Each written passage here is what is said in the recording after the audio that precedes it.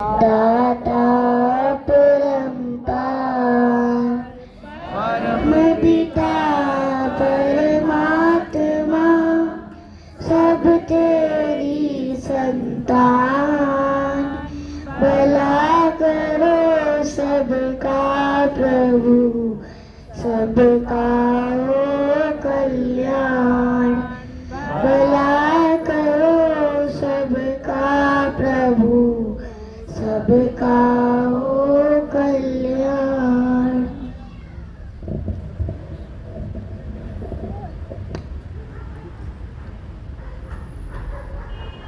प्यारी साथ संगत जी, प्यार से कहिए धन्यवाद जी। एक बार सब मिलजुल करके बोलिए सद्गुरु माता सुदीक्षा सविंदर हरदेव जी महाराज की जय।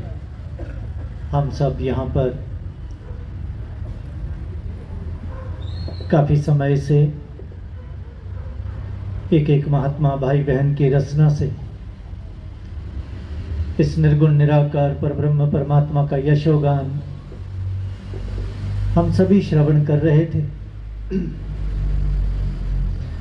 सभी ने इसे एक का जिक्र किया और वो भी जिक्र हुआ कि परिवार में इस रूप से आज ये आप संतों की सभा इस रूप में बुलाई है क्योंकि परिवार में खुशियां आई हैं। तो इसलिए ये परिवार का ध्यान कि इस रूप में क्यों ना आप संत महात्माओं से जो सतगुरु के द्वारा जिनको ये ब्रह्म का ज्ञान प्रदान किया गया है, तो क्यों ना आपकी इस तरह से क्यों ना इस रूप में ये सभा बुला ली जाए और आशीर्वाद प्राप्त कर लिया जाए। महात्माओं ने कहा भी, बैनर भी लगा है, एक को जानो एक को मानो एक हो जाओ।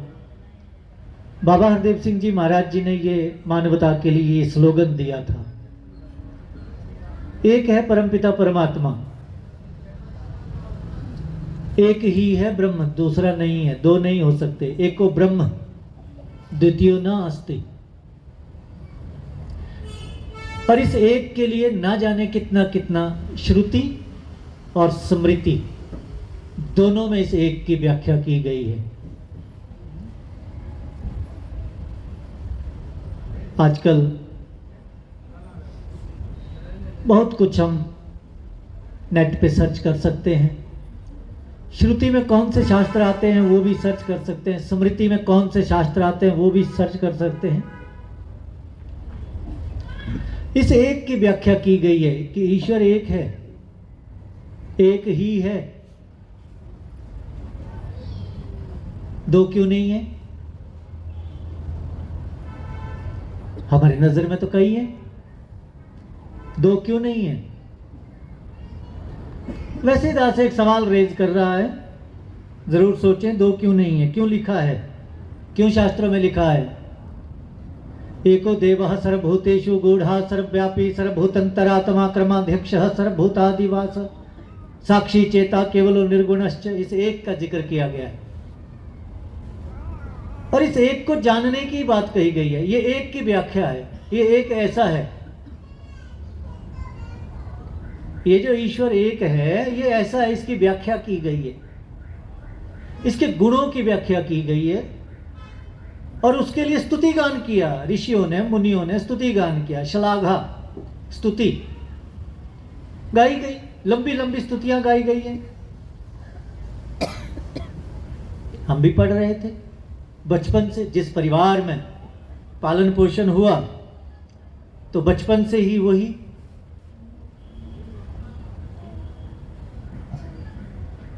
और वो स्तुतियां सुन सुन के याद हो गई। पढ़ने को तो बहुत बाद मौका मिला, वैसे सुन के याद हो गई क्योंकि बचपन से वही शब्द कान में गूंजते रहे, सुनते रहे। तो इस एक के लिए व्याख्या की गई है। ये एक ऐसा है, जैसा दास ने कहा, उपनिषद में जिक्र आता है, ब्रह्म सूत्र में जिक्र आता है, वेदांत में जिक्र आता है कि ये एक है ब्रह्म, एक ही है ये देव, ये सर्वव्यापी है, ये सभी के अंदर समाया हुआ है। ये सबके कर्मों का अध्यक्ष है, सभी का अधिवास है। सर्वभूताधिवासः, अधिवास कहते हैं रहने के स्थान को, कि इस एक में रह रहे हैं सब, इस एक में ही रह रहे हैं सब। सर्वभूताधिवासः, ये साक्षी है सबका, ये चेतन है, ये जड़ नहीं है। इसने जड़ की उत्पत्ति की है, जड़ चेतन की उत्पत्ति की है, लेकिन स्वयं चेतन है और निर्गुण है। कमाल की बात है। और इस एक के लिए कहा, ऋषि ने सवाल किया तो आगे से जवाब आया कि ऐसा ये एक कि यत अदृश्यम अग्राह्यम अगोत्रम अवर्णम अचक्षु तत्पाणि पादम नित्यम विभुम सर्वगतम सुसूक्ष्म तत् अव्ययम परिपश्यन्ति धीरा। कहते हैं ये एक अदृश्य जो दिख नहीं रहा था, दिख नहीं रहा था। इसी के लिए कहा था अर्जुन को, ना तू में शक्य से, वो इसी के लिए कहा था, तू मुझे इन आंखों से नहीं देख सकता अर्जुन, तू मुझे इन आंखों से नहीं देख सकता। ऐसे कहीं इनको विनती करोगे कि थोड़ी देर अगर बातों से चुप रह जाएं तो बड़ी मेहरबानी। विनती कर लो, फिर इनकी मर्जी।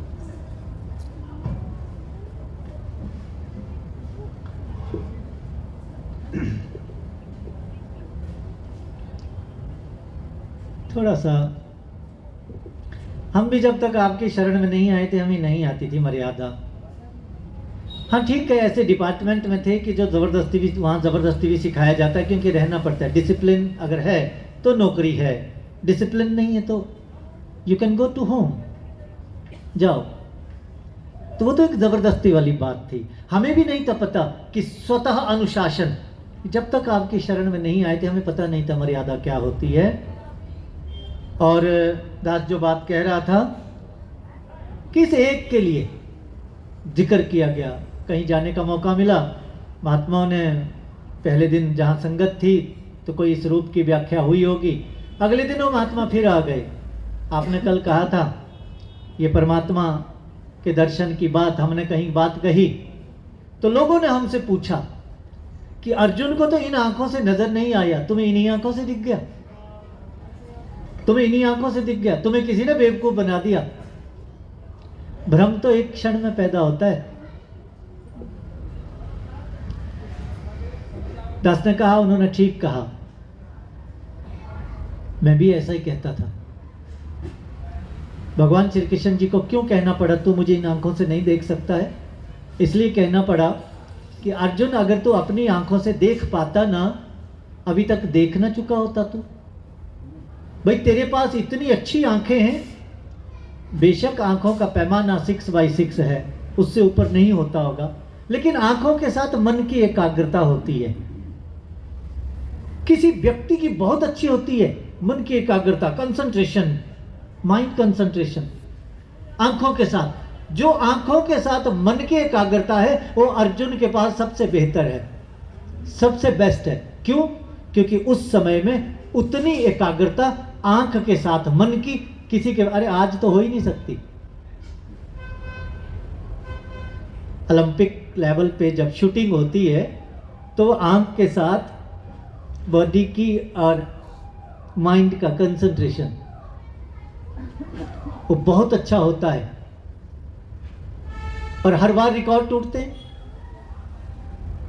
और अर्जुन उस समय का ऐसा धनुर्धर है कि उस स्वयंवर में, जहां राजा द्रुपद के यहाँ द्रौपदी का स्वयंवर चल रहा है, कि मछली घूम रही है, नीचे देखना है और उस मछली की आंख में तीर चलाना है। बड़े बड़े धनुर्धर बैठे हैं, सब थक हार के बैठ गए। पांचों पांडव वन से आ रहे हैं, किसी ने पहचाना भी नहीं। बड़े भाई ने कहा, अर्जुन तू एक बार कोशिश कर ले, क्योंकि ये तेरे सिवा कोई और कर ही नहीं सकता। और अर्जुन वो अर्जुन है कि जिसने जब अपने आप को एकाग्र किया जिस मछली की आंख में घूमती हुई, जिस मछली की आंख में कोई तीर नहीं चला पाया, नहीं लगा पाया, वो निशाना नहीं भेद पाया कोई, वो अर्जुन ने भेदा।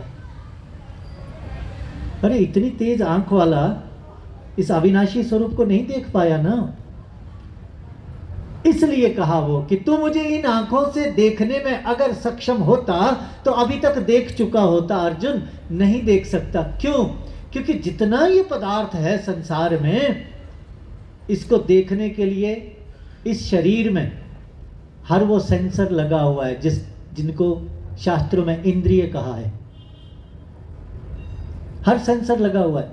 कोई भी चीज, जितना पदार्थ है, सबको चेक करने के लिए शरीर में कुछ ना कुछ लगा है, परमात्मा ने लगाया है।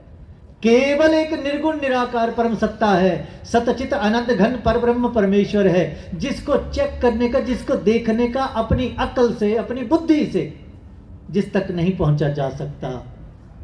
इसलिए आदि गुरु शंकराचार्य जी ने भी फैसला दिया, ना योगेन ना सांख्येन ना च यो न कर्मण ब्रह्म आत्म एकत्व बोधेन मुक्तिर सिद्ध्यति ना अन्यथा। अगले श्लोक में यहां तक कह दिया कि ब्रह्म शतांतरे अपि, 100 ब्रह्म वर्ष तक, गूगल पे सर्च कर लेना, एक ब्रह्म वर्ष की कितने युग बीतते हैं। उसमें कहते हैं कि 100 ब्रह्म वर्ष तक कोशिश करते रहना, लेकिन जब तक सतगुरु से ब्रह्म और आत्म के एकत्व का बोध नहीं होगा ना, मुक्त नहीं हो सकते। बाकी तुम सब कुछ प्राप्तियां कर लेना, बहुत कुछ कर लेना, बाकी सब कुछ प्राप्त कर सकते हो, मुक्त नहीं हो सकते। तो इसलिए जो ये शुरुआत बात की हुई है कि एक की व्याख्या, ये एक के बारे में, एक को जानने की बात। एक कौन है? अरे एक ये परमपिता परमात्मा है। हम जोर भी लगाएं, दो नहीं कर सकते। दास ने कहा था कि सवाल जरा मन में उठाओ, दो क्यों नहीं है? दो क्यों नहीं है? क्योंकि जो ये एक परमात्मा है ना, इसका गुण है अखंड, इसके टुकड़े नहीं किए जा सकते। क्यों?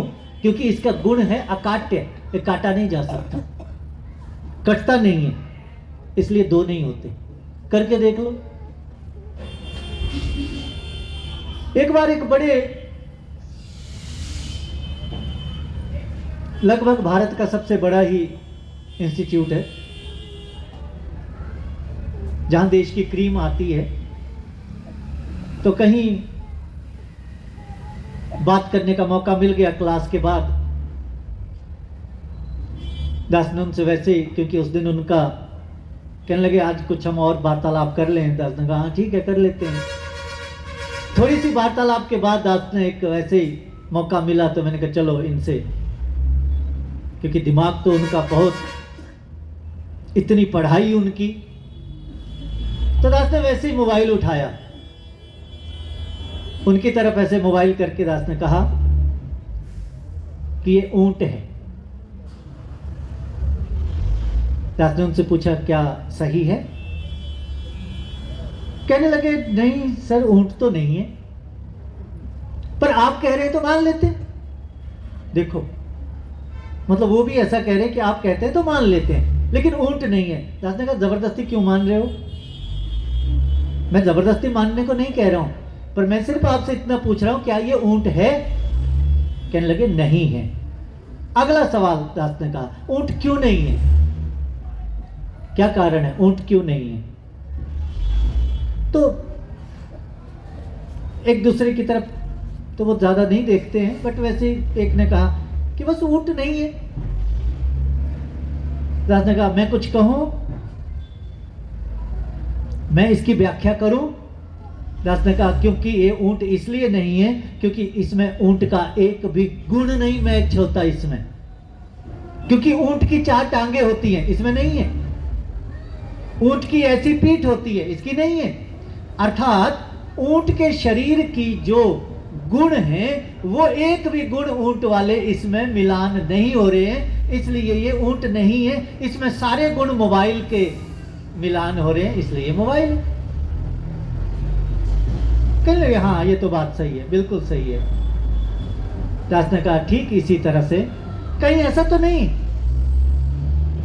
कि हम परमात्मा के मामले में भी ऐसे ही तो नहीं कि जिस चीज में परमात्मा का एक भी गुण नहीं मिलता हो, जिस चीज में परमात्मा का एक भी गुण मैच नहीं होता हो और हमारी जिंदगी बीत जाती होगी उसी को भगवान मानने में, कहीं ऐसा तो नहीं हो रहा है। आज भी हो सकता है कोई नए परिवार बैठे हैं, इधर उधर भी सुन रहे हैं, सुन लेनी चाहिए, क्या पता कोई बात लग जाए, क्योंकि जब तक सुनेंगे नहीं तो पता नहीं